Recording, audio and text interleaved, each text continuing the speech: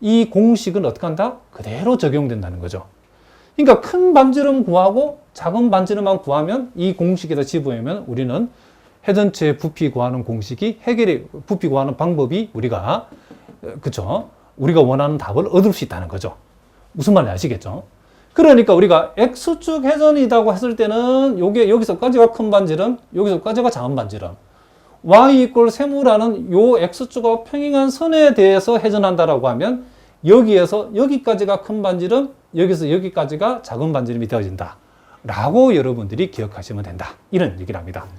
자, 그러면 이제 구체적인 예를 통해서 우리가 연습을 한번 해보도록 하겠습니다. 자, 여기에 우리가 y 이꼴 x제곱이라는 함수가 있고 y 이꼴 1이라는 함수가 있는데 이 두 함수로 둘러싸인 이 부분, 요 부분의 면적을 x축에 대해서 우리가 회전을 시켰다. 그랬을 때에 회전체의 부피를 한번 구해보자.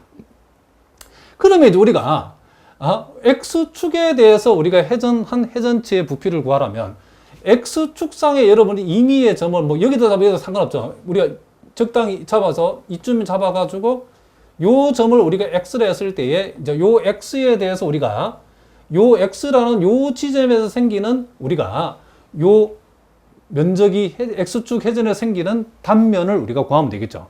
그럼 우리가 그 단면을 우리가 AX라는데 단면을 구할 때 제일 중요한 게 뭐냐면 우리가 큰 반지름을 구하고 뭘 구하자? 작은 반지름을 우리가 한번 구해보자. 그런 얘기를 합니다. 그러면 큰 반지름이라는 것은 바로 이 지점 여기에서 여기까지가 바로 뭐죠? 큰 반지름이 되어진다는 것을 알 수 있죠. 자, 뭐라고요? 여기에서 여기까지가 큰 반지름. 그러면 큰 반지름은 항상 뭐죠? 여기서 1이라는 것을 알 수 있죠. x가 어디에 위치하더라도 큰 반지름은 y 이꼴 1에서 x축까지 그리기 때문에 이게 1이라는 것을 알 수 있죠. 그러면 작은 반지름은 여기에서 여기까지죠. 작은 반지름은 여기에서 여기까지인데 요것은 자, 이 전체 길이 여기서 여기까지는 x가 바로 요 y 이꼴 x제곱에 대응했을 때 이 y값에 해당된다는 것을 알 수 있죠. 그러니까 결국 여기다 x를 적용했을 때 대응하는 y값은 x로 표현하면 뭐가 되죠? x제곱이죠. 그래서 작은 반지름은 x에 관한 함수로 표현하면 x제곱이 되어진다는 것을 우리가 알 수 있다는 거죠. 자, 무슨 말이겠죠? 그러면 우리가 와샤의 넓이, 즉 이 회전체의 단면적은 어떻게 되는가? 자, 요 AX는 자, 파이에다가 가로 열고 큰 반지름의 제곱에서 자, 작은 반지름의 제곱을 뺀 것으로 우리가 계산한다라고 했죠.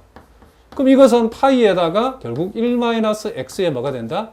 4승이 되어진다는 것을 우리가 알 수 있다. 그럼 우리가 구하고자 하는 부피는 어디거든요? 우리가 구하던 부피는, 회전체 부피는 자, x값이 -1에서 1까지 정의되어 있기 때문에 -1에서 1까지 그리고 우리는 와샤의 넓이를 -1에서 1까지 족분해 주면 된다. 이런 얘기입니다. 그러면 AX 자리에 이만큼이 들어가기 때문에 이것을 여기다가 집어넣으면 자, 파이는 밖으로 끄집어내고 -1에서 1까지 1-x의 4승을 적분하면 되어진다. 이런 얘기죠. 자, 그런데 요 함수는 우함수이기 때문에 우리가 -1에서 1까지 우함수를 적분할 때는 2배를 해주고 절반만 적분하면 되죠. 그래서 2배를 해주고 0에서 1까지 우리는 1-x의 4승 dx 이렇게 하면 된다는 거죠. 자, 요 적분 계산은 여러분 할 수 있겠죠. 자, 요거는 적분해 보시면 그 결과가 얼마가 나오냐면 5분의 8 파이가 되어진다는 것을 여러분들이 해보면 알 수 있다. 이런 얘기를 합니다. 자, 무슨 말이겠죠? 자, 그러니까 우리는 이와 같은 면적을 x축으로 회전한다라고 하면 우리가 요 x축상의 임의의 한 지점을 x라고 잡고 이제 요 x라고 잡았을 때에 우리는 큰 반지름과 작은 반지름을 각각 요것만 잘 정해주면 문제를 해결할 수 있다. 이런 얘기를 합니다. 그럼 이번에는 우리가 동일하게 여기 y 이꼴 x제곱이라는 함수하고 자, y 이꼴 1이라는 함수가 이렇게 주어졌는데 역시 동일한 면적을 이제는 x축 회전이 아니고 x축하고 평행한 y 이꼴 -1이라고 하는 요 선에 대해서 이 입체를 회전시켰을 때의 회전체의 부피는 어떻게 될 것인가? 그럼 이때도 우리가 와샤의 방법을 쓰는 거죠. 요때도 우리가 X축상에 적당한 점을 잡아가지고 그 점을 우리는 뭐다? 적당한 점을 요 잡아가지고 요 점을 우리는 일단 뭐다? X라고 한번 해보자는 거죠. 그러면 우리가 이제 큰 반지름이 뭐냐? 자, 요 X에 대응하는 요 면적의 점들 중에서 가장 큰 원을 그리는 큰 반지름이라는 것은 요 점이 지금 요 선에 대해서 돌아가기 때문에 여기에서 여기까지가 바로 뭐가 된다? 큰 반지름이 되어진다는 것을 알 수 있죠. 그러면 큰 반지름의 길이는 어떻게 되죠? 자, 큰 반지름의 길이는 자, X가 어디에 위치하든가 여기서까지 이게 1이고 여기서까지 관계가 1이니까 큰 반지름의 길이는 항상 뭐다? 2가 되어진다는 것을 알 수 있죠. 그리고 작은 반지름의 길이는 자, 어디서? 여기에서 여기까지죠.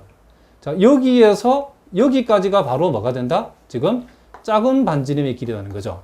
그러면 요만큼은 항상 1이기 때문에 1에다가 자, 여기에서 아까 여기까지 길이는 뭐였죠? 아까 x제곱이었죠. 그래서 작은 반지름의 길이는 1 플러스 x제곱이라는 거죠. 다시 한번. 자, 요 x라는 그 점을 잡았을 때에 자, 이 면적의 요 x에 해당하는 이 면적의 점들 중에 가장 x로 그쵸? 요 회전축에서 가장 멀리 떨어지는 이 점이 돌아간 반지름, 원의 반지름이니까 여기에서 여기까지가 큰 반지름. 그리고 여기에서 여기까지가 뭐다? 작은 반지름. 무슨 말이겠죠? 큰 반지름의 길이는 항상 2가 되고 작은 반지름의 길이는 이만큼 1에다가 요 길이가 아까 x제곱이었죠. 그러니까 1 플러스 x제곱이 되는 거죠. 그렇게 되면 이제 우리가 회전 단면적, 즉 와샤의 넓이라고 하는 것은 파이에다가 자, 큰 반지름의 제곱에서 작은 반지름의 제곱을 빼면 된다라고 얘기했죠. 그러면 이걸 우리가 다시 한번 정리하면 파이에다가 자, 4에다가 요 1을 1제곱을 빼게 되면 3이죠. 자, 3 마이너스 2x제곱에다가 자, x의 4승에다가 마이너스 붙이면 이렇게 되어지죠. 그러므로 자, 우리가 구하고자 하는 자, 부피는 우리가 구하고자 하는 요 회전체의 부피라고 하는 것을 우리가 V라고 했을 때에 자, 이 V는 역시 지금 X가 정의되어 있는 곳이 마이너스 1까지니까 마이너스 1까지 자, 와샤의 넓이를 적분해 주면 되는데 이 와샤의 넓이가 지금 이렇게 표현되기 때문에 파이는 앞으로 끄집어내주고 3 빼기 2x의 제곱 빼기 x의 4승 dx 이렇게 우리가 표현되어진다는 것을 알 수 있죠. 자, 요 적분은 여러분들이 다 할 수 있겠죠. 이걸 계산해 보시면 여러분들이 15분의 64파이라고 하는 이와 같은 결과가 나온다는 것을 해보면 알 수 있다. 이런 얘기를 합니다.